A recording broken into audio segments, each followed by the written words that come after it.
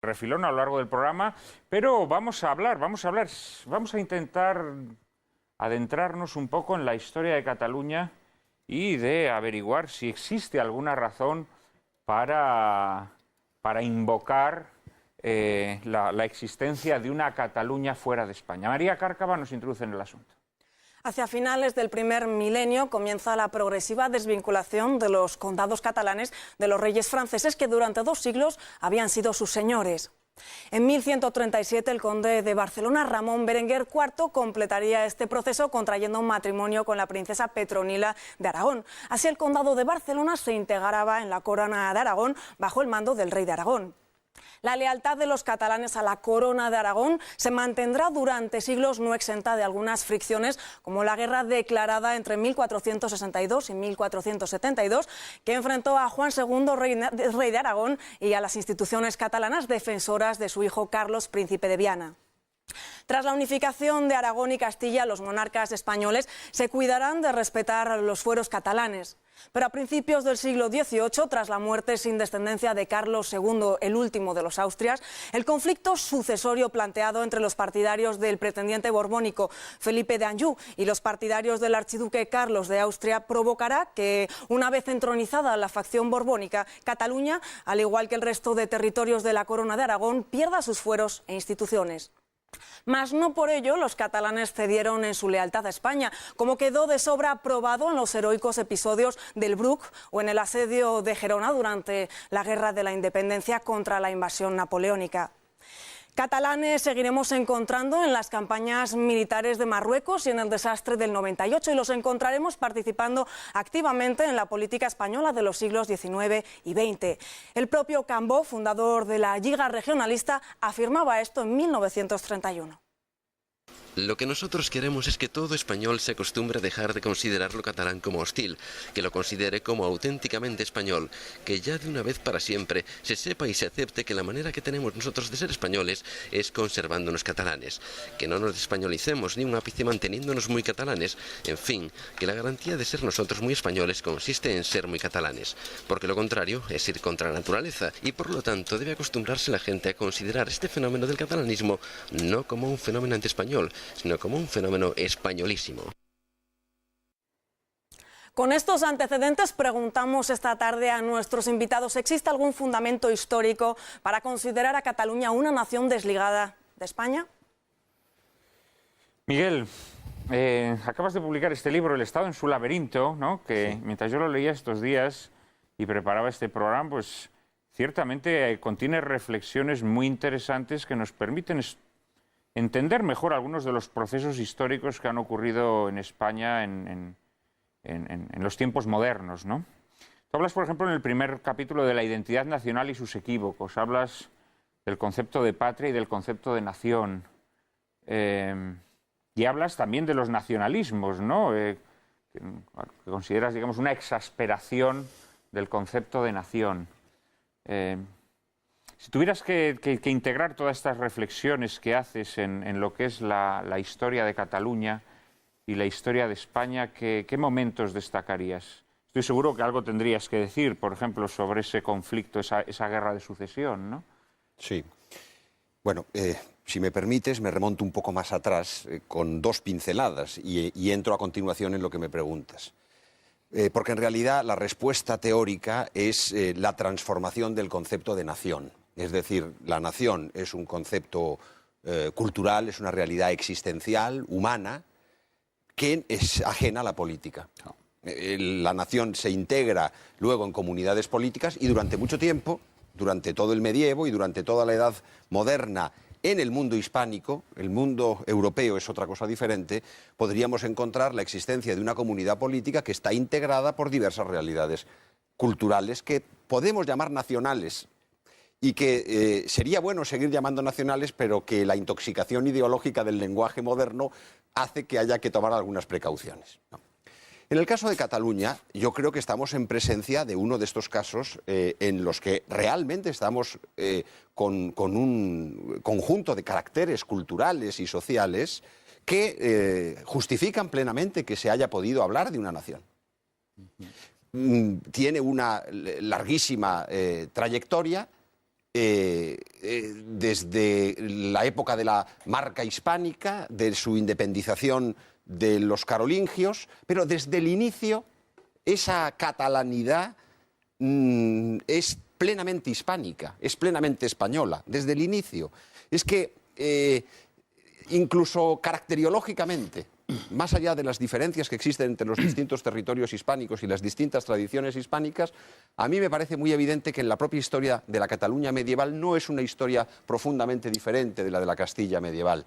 Existe una unidad de acción y de fe en la empresa de la Reconquista. En realidad, la Reconquista es la que marca las naciones culturales en el mundo hispánico. Hay tres formas fundamentales distintas de la Reconquista. La que recoge la idea imperial visigoda y que se asienta en Asturias y luego en León. La que podríamos decir que es una variante de esta, pero que tiene una singularidad étnica original y posteriormente cultural y jurídica, que es el mundo vasco, que es el mundo castellano. Esto a los nacionalistas vascos les hará que se les salgan sarpullidos, pero probablemente el modo vasco de la Reconquista es el modo castellano. Y finalmente el modo mediterráneo, ese modo que es Cataluña, que es todo lo que luego va a ser la corona de Aragón, pero que tiene singular fuerza en Cataluña. Tiene singular fuerza. Entonces, eso desde el inicio, pero podemos encontrar testimonios múltiples. Podemos encontrar testimonios de Jaime I diciendo que Cataluña es uno de los reinos más bellos de España. Podemos encontrar las declaraciones de teóricos como Eiximenis hablando de la pureza de Cataluña en España. Podemos encontrar las crónicas de Pedro el Ceremonioso hablando con total naturalidad de España. Es decir, cuando uno ve todos los textos medievales, es que no hay una dialéctica entre Cataluña y España, hay una natural pertenencia, integración múltiple. Bueno. Cuando surgen, y podemos decir que hay algún momento en el que surgen problemas, sí, las fricciones surgen en muchos momentos, porque se trata de identidades que han tenido una independencia política superior, pero que se han ido posteriormente integrando en un universo cada vez más complejo. Y por eso está, por ejemplo, el momento que no ha sido evocado por María, pero que podría haberlo sido como antecedente muy importante de la Guerra de Sucesión, que es la Guerra de 1640, Exacto. que tiene una importancia extraordinaria, porque ya implica un primer momento en el que ante una política del conde-duque de Olivares, digamos centralista, se podría decir imitadora de Francia, aunque solo sea parcialmente, se produce una reacción por parte de los catalanes que quieren seguir apegados a sus leyes, a sus tradiciones, a sus instituciones, a su modo de regirse, lo cual es perfectamente razonable y que yo comparto. Ahora bien, esta guerra en la que entra insidiosamente Francia. Francia, el enemigo natural e histórico de Cataluña no es Castilla y no es el mundo hispánico, es Francia.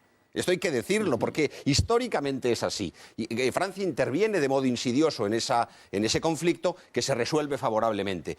Y luego, y aquí es donde viene el misterio, las ironías de la historia o de la providencia, cuando muere Carlos II sin sucesión, después de haber intentado dejar al príncipe elector de Baviera, que desgraciadamente muere pocos meses después de ese primer testamento, porque si esto no hubiera ocurrido, el conflicto internacional se habría ahorrado, porque el problema se trataba fundamentalmente de un problema internacional. Se trataba de que, por un lado, Austria no admitía que pudiera haber una unión dinástica entre las Españas y Francia, y por otra parte Francia no admitía que pudiera mantenerse una unión dinástica entre Austria y las Españas. Y esa lucha, ese conflicto, es un conflicto internacional, en el que se mezclan muchas cosas. Se mezclan elementos religiosos. Y los catalanes, en un momento determinado, considerarán que las tropas que están en defensa del duque de Anjou, pues no respetan tradiciones cristianas, pero al mismo tiempo también los catalanes tienen como aliados a los tradicionales herejes, como los holandeses o como los ingleses. El asunto es muy complejo. Cataluña primero rinde fidelidad a Felipe V, al duque de Anjou, y es solamente en un momento posterior en el que, entendiendo que se han empezado a producir contrafueros, da un cambio y se suma a la causa del archiduque Carlos de Austria.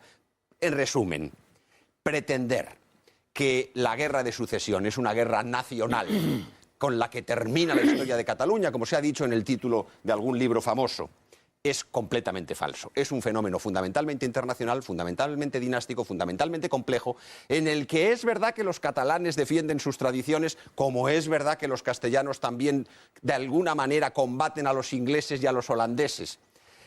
Y sobre todo, cuando el final de la guerra es verdaderamente emocionante, ese momento en el que, pese a que Felipe V le ha pedido muy duramente al duque de Berwick que no admita ningún tipo de negociación y que es una capitulación pura y simple, que no hay negociación de la rendición, el duque de Berwick se porta de una manera muy prudente, como es sabido, no entra inmediatamente, deja pasar 24 horas y cuando entra en Barcelona no se produce ningún acto de pillaje, ningún acto de saqueo, la gente está viviendo como en todos los días, los soldados entran disciplinadamente hacia los cuarteles que se les han asignado en un gesto verdaderamente maravilloso. Pero es que el momento previo, el último bando, el famoso bando del 11 de septiembre, resulta que es un bando españolista en grado sumo. Es que se menciona en 2 ocasiones que se lucha por la libertad del Principado y de toda España. Es decir, toda la manipulación que posteriormente se ha hecho en este sentido es producto de la ideología nacionalista que, como solamente puede ver con los ojos del nacionalismo moderno toda la realidad histórica, la distorsiona convirtiendo toda la historia media y moderna a la luz de lo que son los prejuicios ideológicos del nacionalismo contemporáneo. Pues sobre todo eso seguiremos hablando, será en un minuto, después de la publicidad.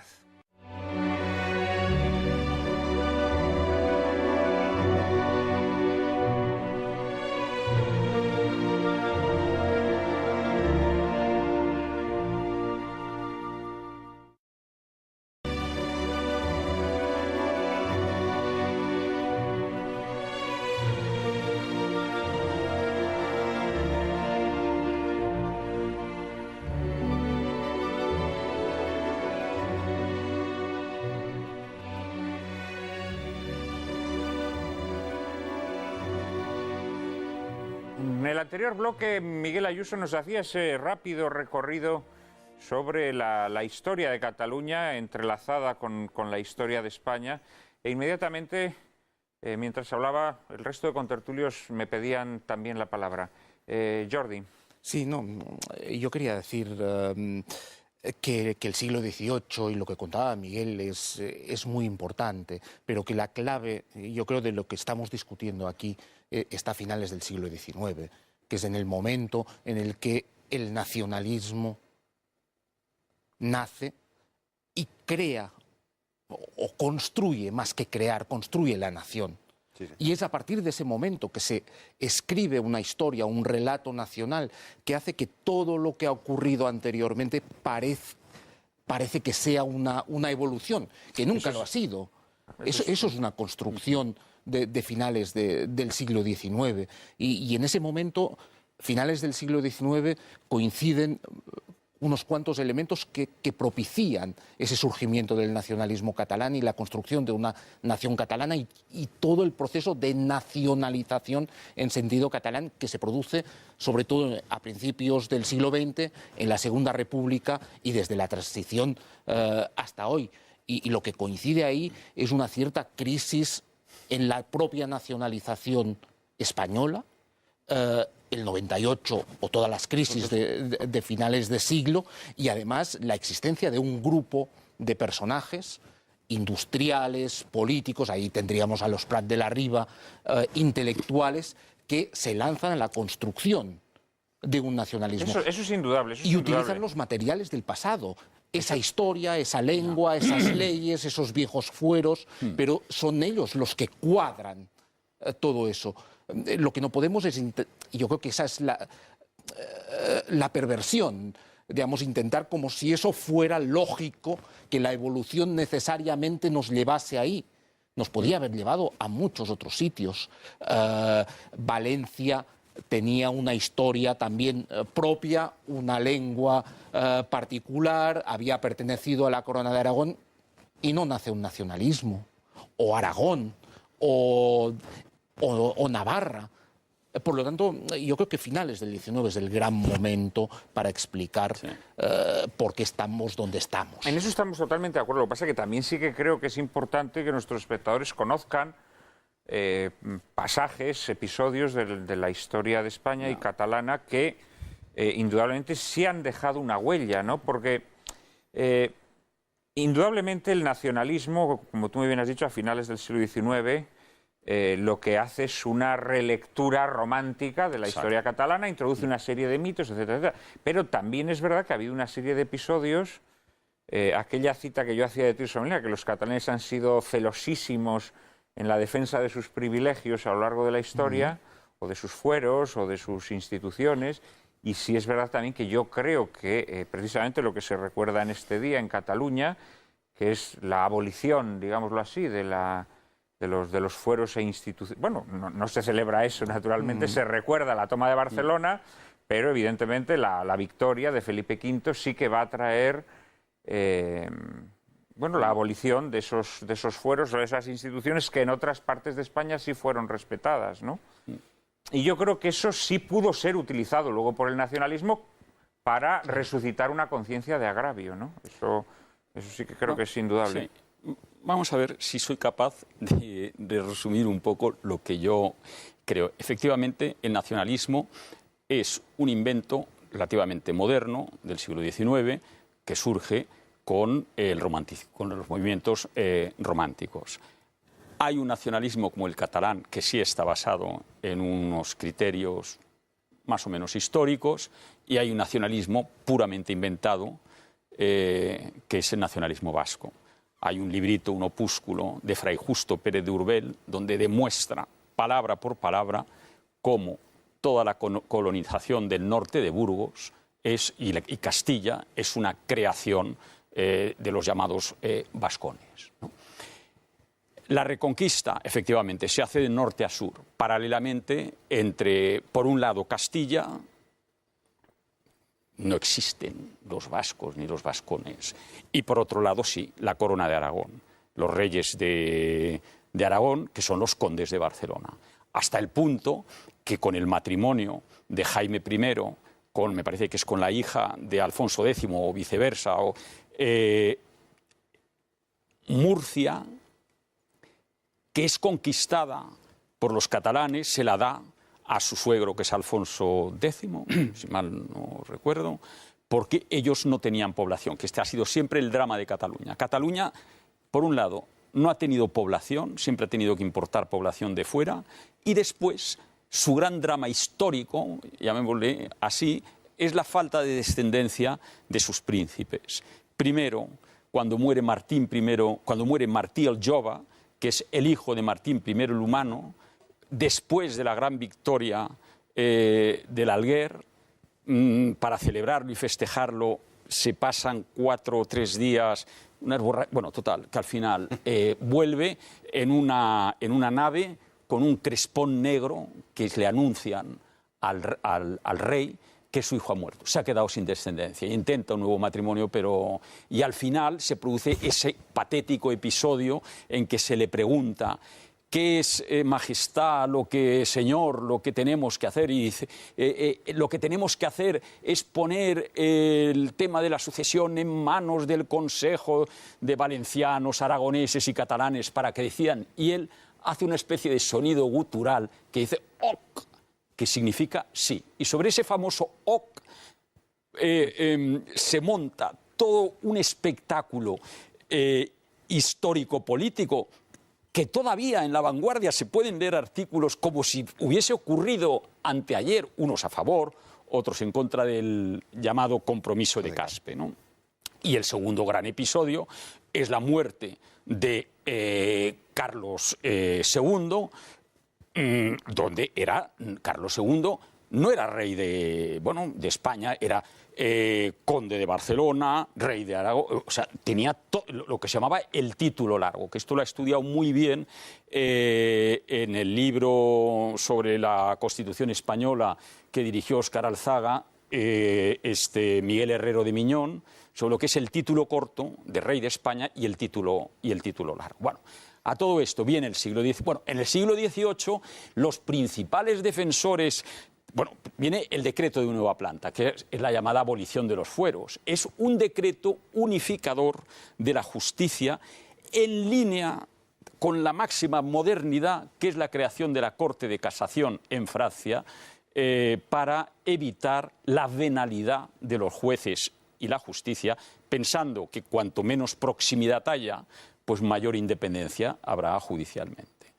Y se respetan, de hecho, muchos de los otros fueros que habían en Cataluña. Hasta que la intelectualidad, lo más granado de la intelectualidad catalana, Dou, Finestras, Capmany, en el siglo XVIII, claman diciendo que España es lo que hay que abrazar. Bueno, de hecho, el primer presidente de las Cortes españolas después en Cádiz, me parece que es Lázaro Dou, que es catalán.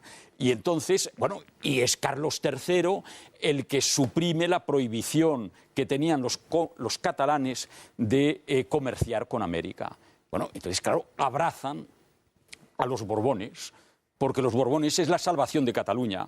¿Qué ocurre? Después viene todo el movimiento catastrofista, que para mí es funesto, de la llamada generación del 98, donde no hay un solo pensador que defienda a España. Llegando incluso, en el caso de Ortega, a decir que nuestra historia es que no hay nada que la salve. Quizá dice algún episodio del reinado de Carlos I, pero nosotros leemos ahora a Zorín. Es tremendo el paisaje de esos pueblos polvorientos, decadentes, tristes, amargos de Castilla. Claro, viene Valentí Almirall en el siglo XIX y lo que añora en una Cataluña pujante y que empieza a despegar económicamente después de varios siglos de decadencia, es decir, nosotros lo que queremos tener es túneles como en Suiza, y surge verdaderamente un nacionalismo basado en un movimiento romántico y literario y basado en un movimiento económico muy pujante que se contrapone a una España, como decía Machado, miserable, ayer dominadora, que envuelta en sus andrajos desprecia cuanto ignora. Y de ahí nace el nacionalismo catalán. Todo lo demás, hombre, pues son temas discutidos y discutibles, la guerra civil, el desastre de los 40 años de franquismo, aunque también con sus matizaciones. Quienes hacen todo el despegue económico de España son catalanes. ¿Quiénes son? Ullastres, plan de estabilización. López Rodón, los planes de desarrollo. Sardá, reforma del sistema bancario. Udina, todo el plan de carreteras. Mi modesto y querido padre, que fue el que hizo el Gran Madrid, el Plan General para la Ordenación Urbana de Madrid. E idean una idea genial, que es romper el sistema radial de comunicaciones que se consolidó en la época del general Primo de Rivera. Y unen el puerto de Bilbao con el de Barcelona para, mediante un eje, o sea, es decir, donde se potencia Cataluña es en el franquismo, con una idea además política, que es la idea de Cambó, que sostiene que hay que igualar España, el resto de España, a Cataluña, entre otras cosas, porque así Cataluña tendrá un mercado mucho más amplio y la riqueza beneficiará a todos. De hecho, en el tardofranquismo, Barcelona es la capital cultural de España y en este momento Barcelona, aparte de un parque temático turístico interesantísimo, a lo sumo es la capital de Cataluña, pero no tiene esa pujanza cultural y esto que tuvo en su época. El nacionalismo ha sido letal para Cataluña y de ser una potencia económica no es en este momento el motor económico de España. Aparte de la crisis y todas esas historias, el motor económico de España ahora es Madrid.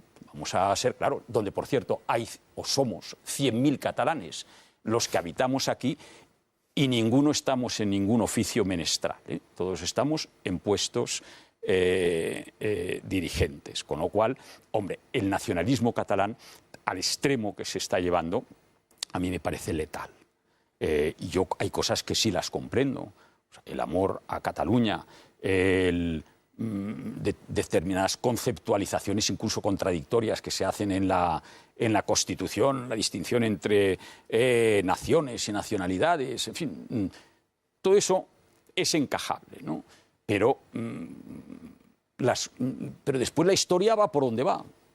¿Y a dónde nos conducirá la historia? Pues Yo no creo que sea viable en este momento una independencia. También dependerá de todo el futuro de Europa, del euro. En fin, la historia es algo vivo.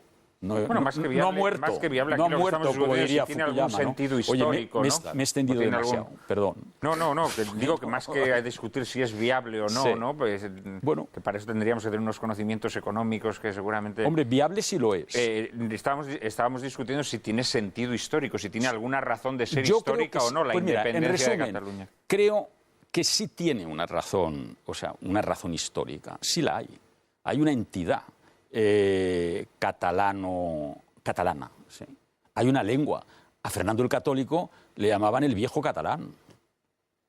Pero además tenía cosas caracterológicas de los catalanes y él se expresaba en catalán. En el franquismo, todos estos que hicieron las reformas económicas, todas las hicieron en catalán, ¿eh? Con independencia de la repercusión del Que quede catalán. claro que Jorge ha dicho que sí tiene un sentido Pero es que yo histórico creo- la independencia de Cataluña. Hombre, ¿eh? Lo has dicho tú, ¿eh? Lo has dicho tú. yo- No sé si ahora alguno de estos mitos sentido te quiere histórico, rebatir. Vamos a ver. sentido histórico sí lo tiene. Otra cosa es que no sea realista, Yo antes pero sentido histórico. Primero Xavier y luego Miguel. Xavier. Antes de hablar de la independencia, yo quería hacer un par de apuntes a lo que se ha dicho antes. En general, parte de lo que quería decir ya se ha dicho, pero solo un par de cosas. Yo creo que, vuelvo al 17 o al 18 también, ¿no? Yo creo que tanto en un caso como en otro, lo que es muy visible es que realmente no hay una voluntad por parte de Cataluña de conservar unos determinados privilegios, es evidente, pero no hay una voluntad tampoco de constituirse, como se puede llamar así, en nación. Porque lo que los catalanes tienen en la cabeza es buscar otro que les proteja. Es decir, Francia o el imperio austrohúngaro, pero no, evidentemente, no el establecerse como Estado-nación, ¿no? Y yo creo que esto es constante en la historia de Cataluña. Yo creo que esto es constante. Antes de esto, otra anotación de lo que se ha dicho antes. Estamos hablando siempre de Cataluña, España. Claro, hay una entidad mucho más compleja detrás, ¿no? Sobre todo a partir del siglo XVIII. Yo creo que efectivamente ya hay partes, digamos, y eso se ve muy claramente en la guerra de sucesión, ¿no? Hay una parte de la sociedad catalana que efectivamente que tiene un determinado punto de vista y unos determinados intereses, y otra parte de la sociedad catalana que tiene otras. Y de aquí viene que, en cambio, todo se nos presenta, y así lo leemos hoy en día en los libros de texto, ese continuo del que hablaba Jordi Nadal antes, ¿no? Parece, y es ahí para mí la gran tragedia, y ese es otro tema, ya sé que no es del programa de hoy, pero el de la enseñanza hoy día en Cataluña no es únicamente la imposición, digamos, del catalán como lengua única de enseñanza, es sobre todo, o es también, el hecho de que lo que se enseña, y además muy a menudo desde la más absoluta incultura, es decir, muy a menudo los maestros que enseñan esto pues no saben más que el libro de texto que están leyendo, no saben más que esto, y ahí se dice, eso sí, que el 11 de septiembre pues fue pues todo un pueblo alzado en armas contra, defendiendo sus barbaridades de este tipo. Y eso sí que realmente es dramático, ¿no? Yo creo que luego, volviendo ya para acabar con lo que decíamos la independencia, creo que efectivamente Cataluña nunca ha tenido este deseo de independencia o de ser realmente una nación, en el sentido que es la definición que a mí me gusta, que es la de Renan, la de realmente de un grupo de ciudadanos dispuestos a vivir juntos, ¿no? Que esto es lo que realmente somos, yo creo, los españoles, sobre todo desde el año 78. Es decir, desde mucho antes, por supuesto. Pero digo sobre todo desde el año 78 porque realmente una Constitución que en aquel momento parecía resolver pues muchísimos de esos problemas de los que estamos hablando ahora, ¿no? Seguramente no los resolvía, pero parecía que estaba pues, encauzado y que había ahí un camino por el que había que seguir y por el que no se ha seguido, ¿no? Decía Gaziel, ya para acabar, me acuerdo de unos artículos de los años 20, Gaziel escribía en La Vanguardia y estaba siempre peleándose con los catalanistas que escribían en la publicidad, que eran los de Acción Catalana, ¿no? Que eran el catalanismo más radical, ¿no? Y allí pues estaban siempre haciendo pues manifestaciones, expediciones a París para que ondeara pues una bandera catalana en medio de los Campos Elíseos, y Gaziel se reía de toda esta gente diciendo, pero ustedes no se dan cuenta que no hay Estado más centralista que el francés, no se dan cuenta de que buscar la protección del Estado francés para convertirse en lo que ustedes pretenden, parece ser, es decir, pues una Cataluña independiente, que será mucho peor, que el Estado español es infinitamente más benigno, ¿no? Miguel, muy brevemente, por favor. Porque brevísimamente. Yo creo que uno de los... Yo no comparto el asunto de Renan, pero no es el momento ahora. Yo lo único que quería decir es que el catalanismo lo que ha pretendido, el nacionalismo catalán lo que ha pretendido es que España es un Estado y Cataluña una nación. Esto es una manipulación. España es un conjunto de naciones que se han integrado y fusionado a lo largo de la historia y que conservan sus identidades. Pero esas identidades no tienen por qué tener repercusión política, y eso es lo que yo niego, y eso es donde está la manipulación del catalanismo. Y por eso creo que tampoco tiene razón Trías cuando decía que él comprende. No, yo creo que una cosa es que haya una serie de rasgos originales de Cataluña que justifican un ámbito propio, y otra cosa distinta es ver ahí la posibilidad de la constitución de un cuerpo político propio que no ha sido nunca. Vamos a María Cárcava nos va a hablar un poco del nacimiento y de la constitución del nacionalismo catalán, y vamos a seguir hablando porque de alguna manera vosotros ya os habéis metido en harina. Los orígenes del nacionalismo catalán debemos buscarlos en un movimiento cultural de tipo romántico, la Renaixença, surgido a mediados del siglo XIX y consolidado en torno a una burguesía culta que quería recuperar el uso del catalán como lengua literaria. Poetas emblemáticos de este movimiento fueron Joan Maragall y Jacinto Verdaguer, pero serían políticos burgueses como Prat de la Riba o Cambó quienes darían forma política al nuevo movimiento. Cambó en sus memorias señala lo siguiente. La pérdida de las colonias provocó un inmenso desprestigio del Estado. El rápido enriquecimiento de Cataluña, fomentado por el gran número de capitales que se repatriaban de las perdidas colonias, dio a los catalanes el orgullo de las riquezas improvisadas, cosa que les hizo propicios a la acción de nuestras propagandas dirigidas a deprimir el Estado español y a exaltar las virtudes y merecimientos de la Cataluña pasada, presente y futura. Esta exaltación, fundada en una propaganda que, como el propio Cambó reconoce, incorporó algunas exageraciones y algunas injusticias, y esto acabaría provocando el odio hacia lo español. Claro que este odio no impidió que la burguesía nacionalista, ante los desmanes del sindicalismo anarquista durante la Semana Trágica de 1909, cerrara filas en torno a la represión ordenada por el conservador Antonio Maura. Tampoco que tras la huelga general y las movilizaciones obreras de 1917 colaborase con los partidos dinásticos, sosteniendo más tarde la dictadura de Primo de Rivera y financiando el levantamiento del 18 de julio.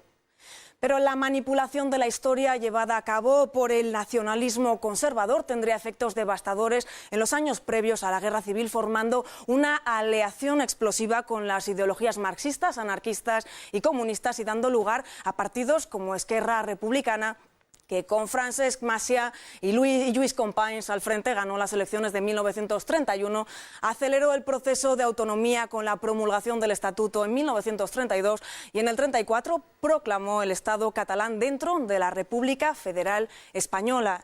Tras la Guerra Civil, el nacionalismo catalán inventó la quimera de una Cataluña republicana sojuzgada por una España franquista, olvidando que la guerra civil en Cataluña supuso el ensañamiento de catalanes contra catalanes. Y así se magnificó la represión del 39 y se ocultó la desatada por anarquistas e independentistas en el 36. Fruto de un siglo de manipulaciones es el estado actual de las cosas, en el que el rechazo a España se plasma, por ejemplo, en medidas educativas sectarias como una política educativa que trata de erradicar la enseñanza en castellano de las aulas. ¿Creen nuestros invitados que exista algún modo de detener este proceso de manipulación? Jorge, bueno, empezamos por ti, pero sí. No me digas que la forma de terminar es la independencia de Cataluña. No, de todas las cosas, yo creo que con mis propios actos he demostrado justo lo contrario. Es una broma. Ya, pero es que yo discrepo en que España haya sido nunca una nación de naciones.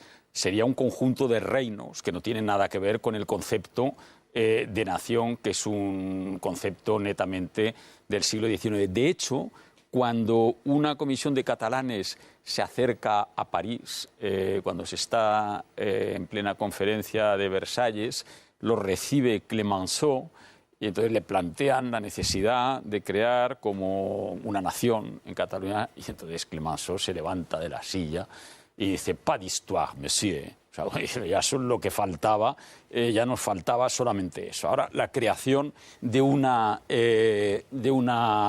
república, de una nación catalana en el sur de... La única etapa que ha sido independiente, Cataluña, más o menos, fue de 1640, fueron 10 o 12 años. Hasta el 52. Al 52, sí. Hasta que entran las tropas de Felipe IV en Lérida. Y fueron estuvieron al servicio de la corona de Francia. Bueno, fue tan terrible lo que tuvieron que padecer los catalanes y en Cataluña al servicio de Francia, que recibieron a Felipe IV nuevamente como un libertador. Uno de los cuadros de Felipe IV pintados por Velázquez, que se conserva, me parece que es en la colección Flick de Nueva York, que es ese cuadro tan bonito que está con el traje plateado, es el que se expone en la catedral para que los catalanes vean la majestad del rey. Y a partir de entonces es cuando empieza una especie de idilio entre Cataluña y... Jordi. Sí, yo quería decir algo sobre la cuestión de la nación y también la cuestión del independentismo y de la independencia que habéis introducido. Y yo creo que como mínimo en la época contemporánea, 19 y 20, del 18 para atrás, yo creo que hay que reflexionar, y tú lo decías, Miguel, sobre la cuestión de la nación de manera distinta. Yo creo que en el 19 lo que se está construyendo como nación es la nación española. Y con la participación de los catalanes, muy claramente, que participan como una parte de esa nación. Lo que cambia a finales del 19 es la introducción de esa idea por parte de esos grupos nacionalistas de que la nación es Cataluña y el Estado es España. Y por lo tanto, y ese es el principio que puede llegar hasta la independencia, si la nación es Cataluña, como toda nación tiene derecho en un momento determinado a convertirse en Estado. Que esa es la base. Pero eso no se hace a lo largo del siglo XX, porque el independentismo es totalmente minoritario. Pero eso con matices. Prat de la Riba, hombre, leyendo sus textos, son textos claramente independentistas. El propio Cambó le dice, me parece que fue Maura, ¿no? Le dice: usted lo que quiere ser, bueno, que hubo un pacto después, el pacto Maura-Cambó, usted quiere ser Bismarck en España y Bolívar en Cataluña. Pero... Al tiempo que se creaba la nación española, se iba fraguando un nacionalismo catalán, que por un lado, en el lado más burgués y empresarial, lo representaba la Lliga de Cataluña, y después no nos olvidemos del carlismo y de las guerras carlistas. Hay algo que... Vamos a dejar que termine y luego... No, cierta brevedad. Digamos, yo creo que ahí, con esa idea de nación y Estado, digamos, yo creo que Prat lo dice, pero en ningún momento se lo plantea, porque en ese momento de Prat ya funciona el nacionalismo tal como está. Lo que ocurre es que ahora se puede plantear lo mismo que planteaba Prat, pero como la situación histórica, política es otra, se pueden sacar conclusiones distintas, que es lo que autoriza, si Cataluña es una nación, España es algo artificial, pues convirtamos esa nación Cataluña en Estado. Pero, digamos, yo en ese sentido, y para volver a la pregunta que tú hacías antes, yo creo que el hecho de que haya o no argumentos históricos que avalen la independencia, eso es lo de menos. Digamos, porque eso depende de determinadas voluntades. Y esas voluntades son las que finalmente harán cuadrar, si se quiere, las cuestiones históricas. Pero eso son las de menos. Yo creo que hay que entrar en la dinámica actual del nacionalismo, en la que es un nacionalismo que se alimenta permanentemente del movimiento y, por lo tanto, está en continua evolución y en continua superación. Y eso es lo que nos puede llevar, digamos, a un momento determinado a plantearnos realmente la cuestión de la independencia. Como que podrá parecer algo, a algunos les parecerá lógico, pero es algo, no es tan lógico ni natural, es algo totalmente construido y que depende de determinadas voluntades políticas. Miguel. Sí, estoy muy de acuerdo con lo que acaba de decir Jordi Canal. Yo estaba haciendo un análisis del término de nación y de nación, de naciones, o como se quiera hablar de esto, antes del 19. Es decir, una significación histórica y tradicional de la nación y no la significación política y revolucionaria que es la que le da el nacionalismo. Yo tendría algunas discrepancias luego con la interpretación de Jordi Canal, pero no es el momento tampoco. Si Dios quiere, habrá otras ocasiones. Yo lo que sí quería era decir que, en realidad, el tema más interesante en relación con el catalanismo es poner en relación el catalanismo con la propia tradición catalana, en el sentido que tú planteabas. Por eso yo, al ver cómo estaba planteado el programa, creo que este es un tema que no ha salido, pese a que Jordi Canal también, desde su punto de vista muy razonable, dice que eso no le interesa tanto y que lo que interesa es más bien cómo la Cataluña que hoy se pretende nacional es un constructo. Yo quisiera abordar, por muy brevemente que fuera, la conexión entre el catalanismo y la tradición catalana, porque en realidad el problema interpretativo es que el catalanismo emerge de la concentración de las energías tradicionales de Cataluña, es un destilado de la catalanidad, o por el contrario, el catalanismo es una impostura respecto de la tradición catalana. Yo sostengo esto segundo, sostengo que la tradición catalana, es decir, en realidad los catalanistas, los nacionalistas han sostenido dos cosas. Ha habido una tesis extrinsecista, que es la que Rovira y Virgili, por ejemplo, sostiene. Él dice, miren ustedes, 1640 o 1714, yo no tengo nada que ver. Los nacionalistas catalanes no tenemos nada que ver con ello. Eso es una cosa cuyos seguidores son los carlistas de Gerona. Cosa que es cierta. Es decir, la tradición catalana, la tradición tomista, la tradición católica, la tradición de espíritu de cruzada, la tradición foral, todo eso, el heredero es el carlismo, no el nacionalismo.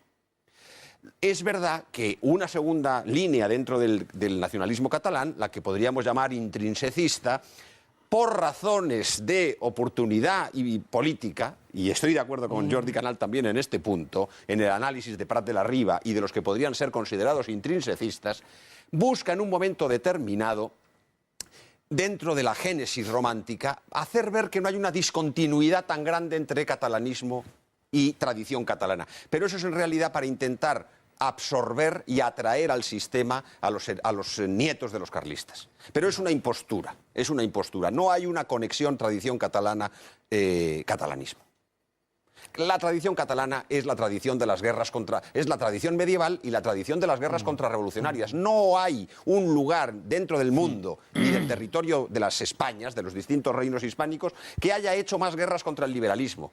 Desde la Guerra Gran, si se quiere, y esto no sería contra el liberalismo, sería contra el absolutismo como precedente del liberalismo, desde la Guerra de Sucesión, la Guerra Gran contra la Convención, la guerra contra Napoleón, la guerra contra el trienio liberal, la regencia de Urgel, 1820. Y las carlistas. Los agraviats. Claro. No, las carlistas vienen luego. Los agraviats, la primera guerra carlista. La segunda dels matiners, que solamente existió en Cataluña. La tercera. Es decir, cuando uno repasa la historia de Cataluña, es una historia heroica de lucha contra el liberalismo, contra la modernidad, contra el Estado, y en defensa de la tradición política, cultural y religiosa de Cataluña y de España. Y la primera manifestación en apoyo al general Primo de Rivera sale de la lonja de Barcelona, encabezada por empresarios, andan los 150 metros que hay entre la lonja. El propio general sale de Barcelona. Sale al balcón. Sí, claro, pero es normal, en la situación de Cataluña. Claro, sí, o sea, avalando esa tesis. Desgraciadamente tenemos que ir terminando el programa. ¿Es Xavier? Sí, yo solo quería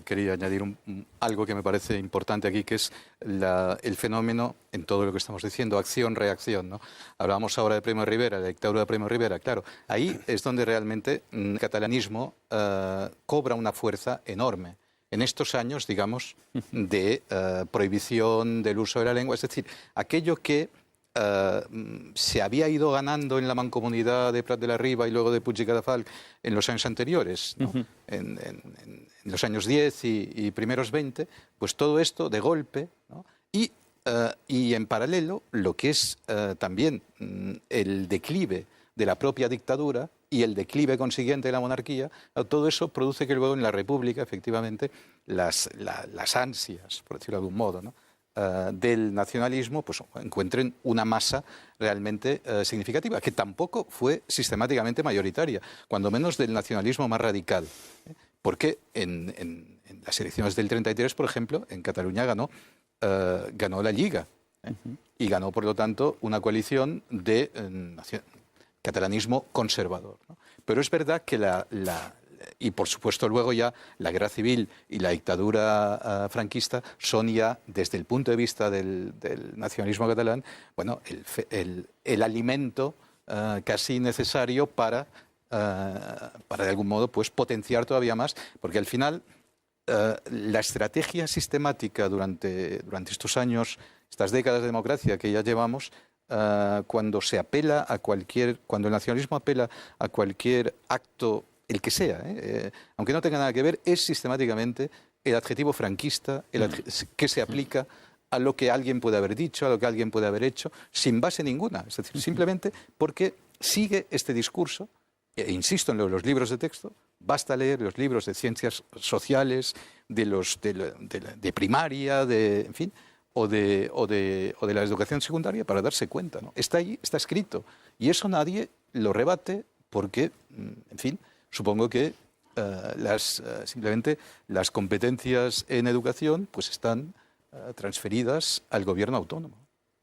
Desgraciadamente tenemos que dejarlo aquí, el programa se nos ha quedado muy corto, pero son las desgracias de no contar con más tiempo de grabación. En el libro de Miguel Ayuso que les citaba antes, El Estado en su laberinto, en un determinado momento habla del veneno del contractualismo metido en las sociedades políticas actuales, ¿no? Sí. Eso según lo cual, pues, de repente, pues, nos organizamos conforme, pues, a las leyes que nos queremos dar, leyes absolutamente desvinculadas de, bueno, pues, de un pasado histórico, de unos vínculos naturales, en fin, el contrato social de Rousseau, ¿no?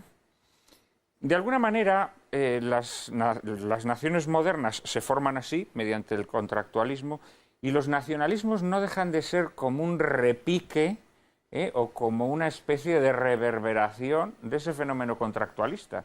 Desde el momento en el que ese contractualismo se erige en la única forma para reglamentar nuestra vida, prescindimos de nuestros vínculos naturales, de nuestras instituciones históricas, y nos damos una ley a través de la cual nos vamos a gobernar desde ese momento. El problema es que en cualquier región, en cualquier pueblo, en cualquier aldea, van a poder querer repetir ese esquema. Y yo creo que este es el drama de los nacionalismos en el siglo XXI, ¿no? Es la repetición del esquema contractualista ad infinitum, ¿no? Con unas consecuencias imprevisibles. Sí, pero aquí hemos olvidado una cosa que me parece muy importante, que es la Unión Europea, en este contexto. No. Esto cambia mucho la situación hoy en día, creo yo. No. Pero es que es muy triste que para que el nacionalismo no pueda imponerse tengamos que apelar a la Unión Europea, a la que, por cierto, Miguel Ayuso también dedica... Algunas lanzadas. Algunas lanzadas. Y no a moro muerto. Y no a moro muerto. A su libro, cuando realmente yo creo que la Unión Europea se está desintegrando ante nuestros ojos. Esto, como consecuencia de la crisis económica que ha desvelado su verdadera naturaleza, que era una junta de mercaderes, mercaderes montada sobre la nada. Pero Dios nos libre que se desintegre del todo, creo yo. Dios nos libre de que se desintegre del todo, diría yo, pero bueno. Dios nos libre, evidentemente. No. Evidentemente que sí. Creo. Que sí. Desgraciadamente tenemos que dejarlo aquí. Os cito a un nuevo programa sobre Cataluña, porque se han quedado muchísimas cosas en el tintero. Muchísimas gracias por vuestras valiosas aportaciones. Y en un minuto, María Cárcava y yo mismo les anticipamos el asunto de nuestro próximo programa.